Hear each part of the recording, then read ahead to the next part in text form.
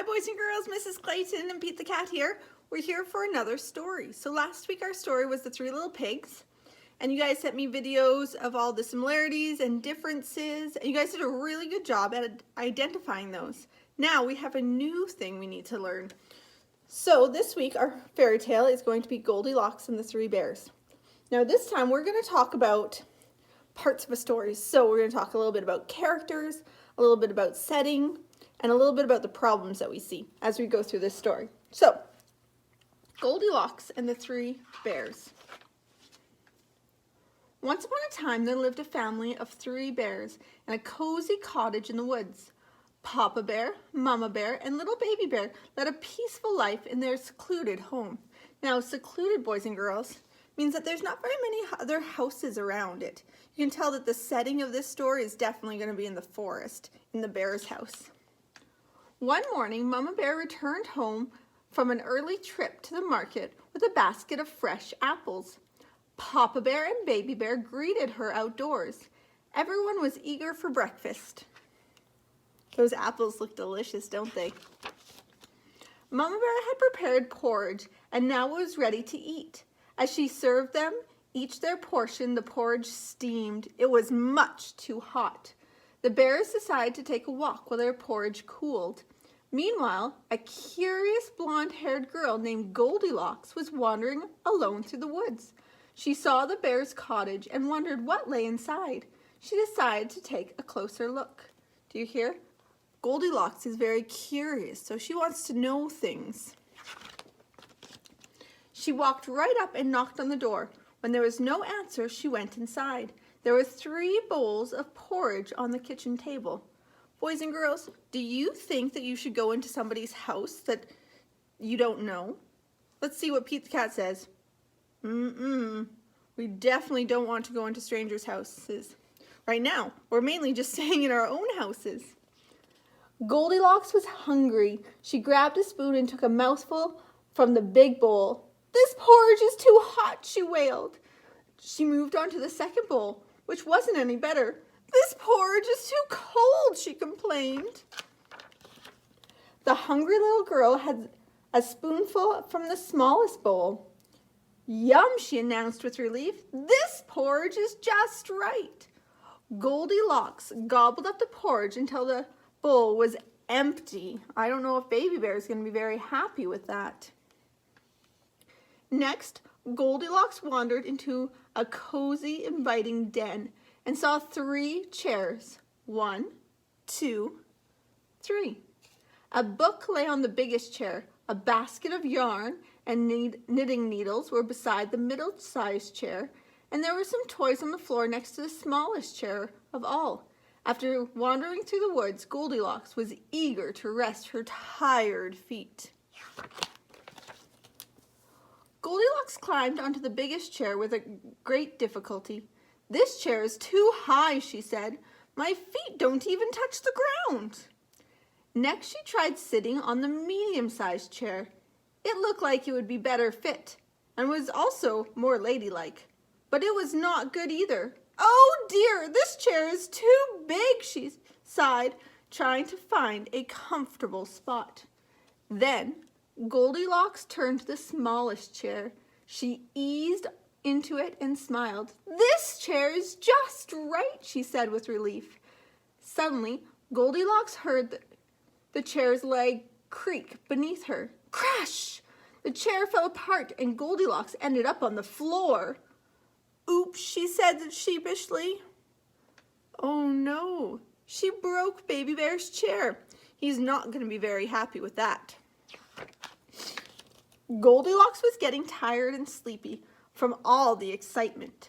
She spotted a staircase and was curious. There's that word curious again, boys and girls. Goldilocks is definitely curious to see where it led to. She wandered upstairs and saw 3 well-made beds in a sunny loft. "I just need to lie down for a minute," Goldilocks yawned. The biggest bed, with the heavy oak headboard, looked like the perfect place to rest. She hoisted herself up and nestled under the covers, but it wasn't what she expected. "This bed is too hard," she grumbled. Goldilocks hopped down and shuffled over to the medium-sized bed with frilly pink bedding in the middle. This had to be it. This bed is too soft. After she struggled to get out of the second bed, Goldilocks climbed into the little bed with a teddy bear on top of it. By now, she was certainly tired. This bed is just right, she muttered, as she fell into a deep, deep sleep. Look who's coming home, boys and girls. While she was sleeping, the bears came home from their walk to find the front door of the cottage slightly ajar. Papa Bear took a cautious look around and immediately sensed that something was wrong. "Someone has been in the house!" he exclaimed. Papa Bear entered the cottage first. "Who could it be, Papa?" wondered Baby Bear. Mama Bear and Baby Bear hung back until Papa Bear glanced around and waved them inside. He's probably checking to see if everything is safe. That's a good thing for Papa Bears to do, I think. Mama Bear rushed into the kitchen. She gasped when she saw the sloppy porridge bowls on the table. "Someone's been eating my porridge!" she shrieked. "Someone's been eating my porridge!" Papa Bear yelled.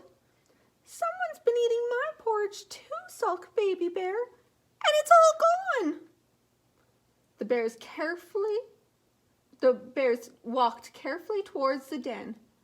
"Someone's been sitting in my chair," Papa Bear growled.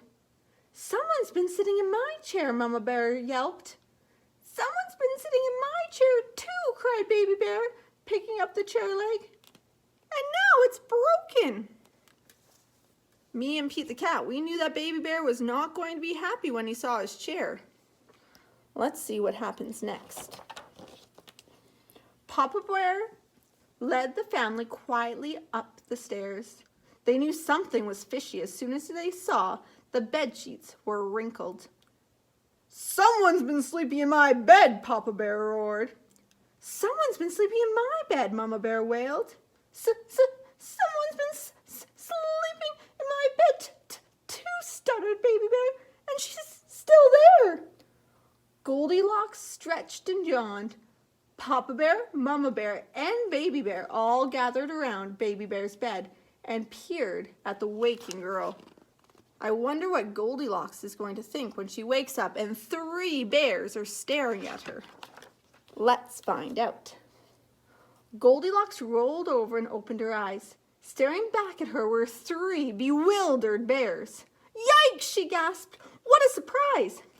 Everyone was quite startled as they all looked back at each other. Goldilocks leapt out of bed in a flash. The bears watched as she bolted down the stairs and through the door and ran all the way home. "I guess she didn't want to stay and visit," Papa Bear muttered.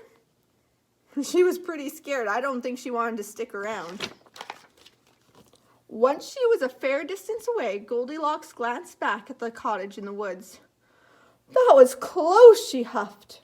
From that day on, Goldilocks vowed not to let her curiosity get the better of her and to put an end to her snooping. That's probably a good idea. The bears never saw the golden hair visitor again. I like how they called her golden hair visitor because, boys and girls, we have to learn a little bit about characters. So our main character in the story was Goldilocks. And I was like, to describe her, they used the word curious and they used the words golden haired. So it says, what do you know about Goldilocks?